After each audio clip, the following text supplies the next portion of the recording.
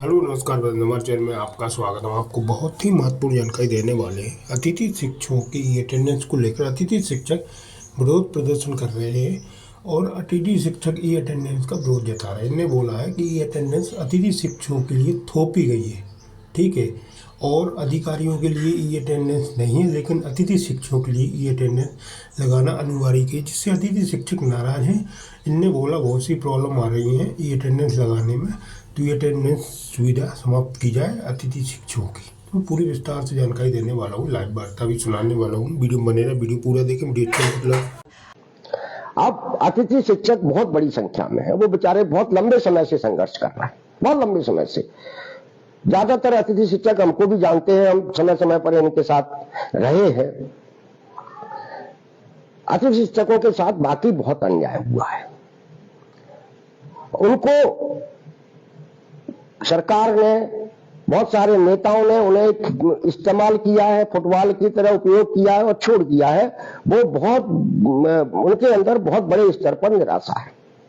जबकि ये वो लोग हैं जो पढ़े लिखे हैं, शिक्षित हैं, मध्यम वर्गीय परिवारों से आते हैं।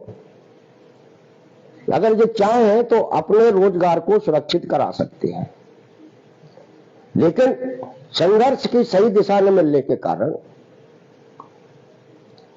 सही दिशा में इनका संघर्ष नहीं हुआ, इसके कारण पिछले 15 साल से 20 साल से सरकार इनके साथ अन्याय करती हुई चली जा रही है। और नौकरियों में जो अन्याय की प्रथा शुरू हुई है, जो मैं आपकी जानकारी के लिए बता दूं, वो सरकार ने पहला प्रयोग स्कूल अतिथि शिक्षक के रूप में किया था। सबसे पहले अतिथि शिक्षक के नाम पर जो व्यवस्था बनाई गई स्कूलों के अंदर, सरकार ने देखा कि ये व्यवस्था तो सही से चल रही है, कोई विरोध नहीं हो रहा, कहीं किसी को कोई ऐतराज नहीं है, तो उसके बाद उन्होंने आउटसोर्सिंग की और दूसरी अस्थायी व्यवस्था की। तो अतिथियों को सरकार ने प्रयोग के तौर पर रखा। जब विरोध नहीं हुआ तो उन्होंने पूरे सरकारी सेक्टर के अंदर क्लास 4 और क्लास 3 को अस्थायी आउटसोर्स कर दिया। अब अतिथियों के साथ क्या हुआ? अतिथि शिक्षक बेचारे लड़ते रहे, वो बड़ी संख्या में भोपाल में भी इकट्ठे हुए, अपनी बात की। सरकारों का कोई फर्क नहीं पड़ा, कोई प्रभाव नहीं पड़ा।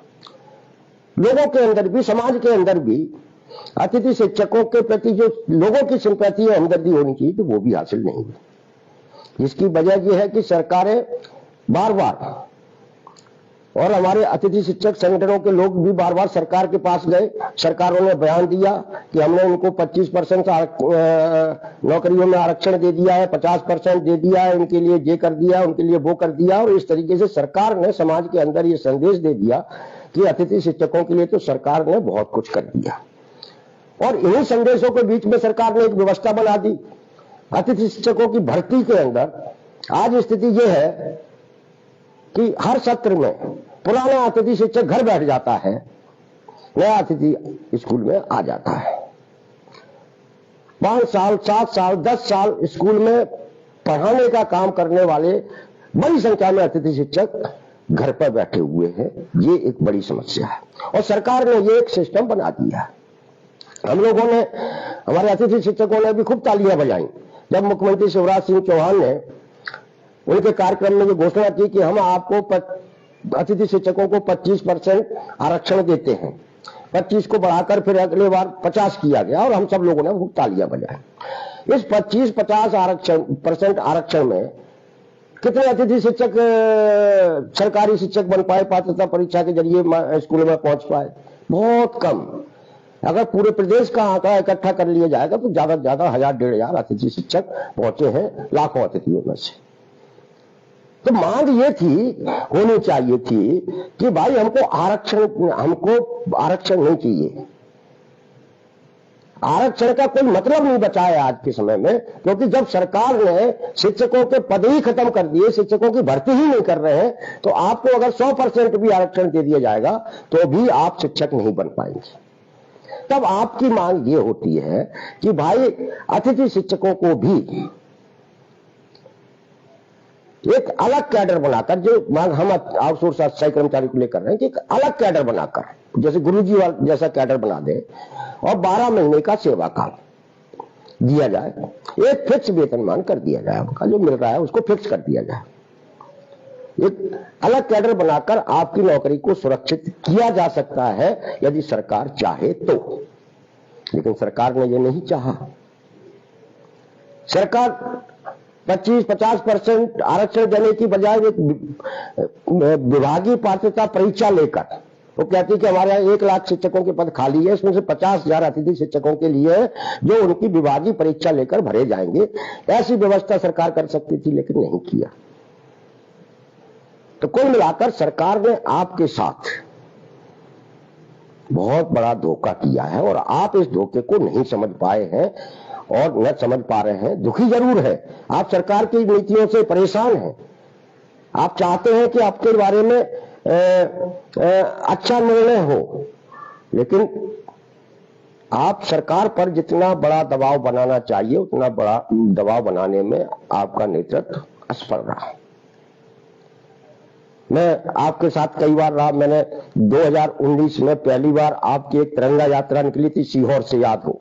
जगदीश शास्त्री आपके बीच में काम करते थे, आपके नेता थे, जो आजकल बहुत बड़े कथावाचक हैं, पंडित धीरेन्द्र शास्त्री जी के साथ रहते हैं। वो जगदीश शास्त्री, जिसको आप सब लोग जानते होंगे, वो ईमानदारी से आपकी बात को आगे बढ़ा रहा था।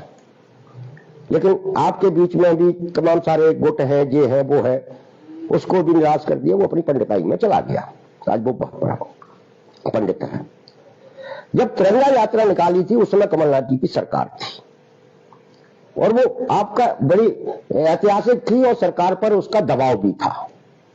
लेकिन आपके अंदर जो गुटबाजी थी, उस गुटबाजी की भेंट वो भव्य तिरंगा यात्रा भी चढ़ गई, वरना उसी दिन और उसी दिन पहली बार अतिथि शिक्षकों ने 12 माह के सेवा काल की बात सरकारी क्षेत्र से सुनी थी, सरकारी महकमे के अंदर से सुनी थी, शिक्षा विभाग से, कि 12 माह के सेवा काल के बारे में सरकार के अंदर, शिक्षा विभाग के अंदर कोई बातचीत चल रही है, कोई फाइल चल रही है। अगर 12 महीने का सेवा काल मिल जाता है तो निश्चित रूप से अतिथि शिक्षक एक तरीके से नियमित शिक्षक की तरह का दर्जा हासिल कर लेते। रहा सवाल उसके बाद में अन्य सुविधाओं का, भत्तों का, वेतन का, वो बाद की चीज थी। पहली बार आपको 2019 में 12 माह के सेवा काल की बात सुनने को मिली थी, ये बात आप सब लोग जानते हैं। ठीक है, वो बात आई गई हो गई। अब आपके साथ क्या हो रहा है? अभी सरकार का रुख आपके प्रति कोई अच्छा नहीं है। अभी तक उसने आपके बारे में कोई भी पॉजिटिव निर्णय नहीं लिया है और न लेने की दिशा में सोच रही है, ऐसा कोई आश्वासन मिला है। उल्टे आप लोगों के ऊपर ई अटेंडेंस थोप दी गई है। वो ई अटेंडेंस उन प्रिंसिपल के लिए नहीं है, वो डीओ बीओ के लिए नहीं है, उन उच्च श्रेणी शिक्षकों के लिए नहीं है जो 1.5 2 लाख रुपए वेतन लेते हैं। ये ई अटेंडेंस किस पे थोपी गई है? स्कूलों के अंदर अतिथि शिक्षकों पर थोपी गई है, व्यवसायिक शिक्षकों पर थोपी गई है, हमारे आउटसोर्स कंप्यूटर ऑपरेटर पर थोपी गई है, उस चपरासी पर भी ई अटेंडेंस थोपी गई है जिसको 5,000 रुपए सरकार देती है। जो सरकार जो है आप जैसे छोटे लोगों को डरा रही है, दबा रही है और आपके बारे में कोई बात नहीं कर रही। जब आप सरकार के ऊपर ज्यादा दबाव डालते हैं, आंदोलन करते हैं, तो आपको जवाब क्या मिलता है? आपको शिक्षा मंत्री का बयान याद होगा, जो पिछले साल आपने जब प्रदर्शन किया था, जब उन्होंने बयान दिया था। क्या बयान था? उन्होंने कहा था कि भाई आप, इनका नाम क्या है? अतिथि शिक्षक। अतिथि मतलब बाहर के लोग। अब बाहर के हो तो क्या घर पे कब्जा कर लोगे? यही बयान था शिक्षा मंत्री का। मैं आज अपने पेज पर लोड कर दूंगा, एक बार और सुन लेना। अगर शिक्षा मंत्री के इस बयान के बाद भी आपके अंदर गुस्सा नहीं पैदा हुआ तो अब फिर आपको गुस्सा कब आएगा?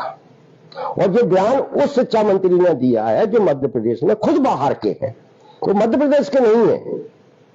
उन्हें मध्य प्रदेश में 150-200 साल बसाया गया है, अंग्रेजों ने बसाया है अपने उन लोगों को। कई क्षेत्रों में बसाया है अंग्रेजों ने अपने लोगों को, और उन क्षेत्रों में खासकर जहां अंग्रेजों के खिलाफ आंदोलन चल रहा था, वहां अंग्रेजों ने अपने कुछ विश्वास पात्र लोगों को बसाया था। उनमें से हमारे शिक्षा मंत्री जी का भी परिवार है, क्योंकि नरसिंहपुर पूरे महाकौशल में लोधी